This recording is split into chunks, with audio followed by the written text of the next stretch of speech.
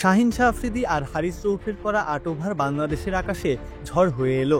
দুজনের পেস তাণ্ডবে স্রেফ গুড়িয়ে গেল ব্যাটিং অর্ডার। দুজনের আগুনের জুটি আবারও প্রমাণ করলো একবার জ্বলে উঠলে প্রতিপক্ষ ধূলিসাৎ হয়ে যায় এক নিমিষে। বাংলাদেশের সামনে ১৩৬ রানের সহজ লক্ষ্যমাত্রা। দুবাইয়ের এই উইকেটে একটু দেখে শুনে খেললেই এই রানের গন্ডি পার করা যায় অনায়াসে। তবে এই রানকে দুই বোলার যেন বানিয়ে ফেললেন হিমালয় সমান, যা ডিঙিয়ে যাওয়া দুঃসাধ্য। নিজের করা প্রথম ওভারে আঘাত আনলেন শাহিন, ফেরালেন পারভেজ হোসেন ইমনকে, আর এরপরই চিরচেনা উদযাপনে মেতে উঠলেন, বুঝিয়ে দিলেন এখনো ফুরিয়ে যায়নি সিংহের তেজ। প্রথম 2 ওভারে রান দিলেন মাত্র 5, পাওয়ার প্লেতেই আবারও এলেন তৃতীয় ওভারে, আর এসেই ফেরালেন তাওহিদ হৃদয়কে।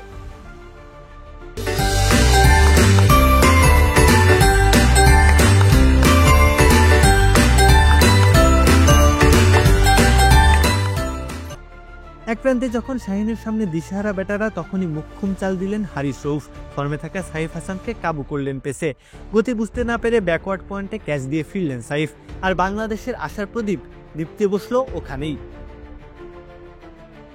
তবে থামলেন না হারিস শাহিন। শামীম পাটোয়ারি যখন বাংলাদেশের শেষ আশার পেছনে ছুটছেন পাকিস্তানের কপালে, তখনও দুশ্চিন্তার ভাঁজ। ১৭তম ওভারে অধিনায়ক বল হাতে ফেরালেন বিশ্বস্ত সৈনিক শাহিনকে, আর তিনিও আস্থার প্রতিদান দিলেন। ৩০ রান করা শামীমকে তুলে নিলেন। ঠিক পরের ওভারেই ফিরলেন রৌফ, এসে ফেরালেন তানজিম সাকিব এবং তাসকিন আহমেদকে, আর তাতেই জয়ের তীরে ভিড়ে পাকিস্তানের নৌকা। দুজনে মিলে ৮ ওভার বল করে শিকার করেছেন ৬ উইকেট, বিনিময়ে রান দিয়েছেন ৫০।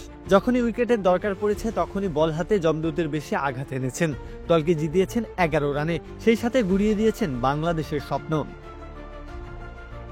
পাকিস্তানের পেস আক্রমণ বরাবরই ধ্বংসাত্মক, আজও তার এক ঝলক দেখা গেল। এক প্রান্তে শাহিনের নিয়ন্ত্রিত সুইং, আর অপর পাশে রৌফের গতির ঝড়। এই দুয়ের সামনে দাঁড়ানোর সাধ্য আছে কার?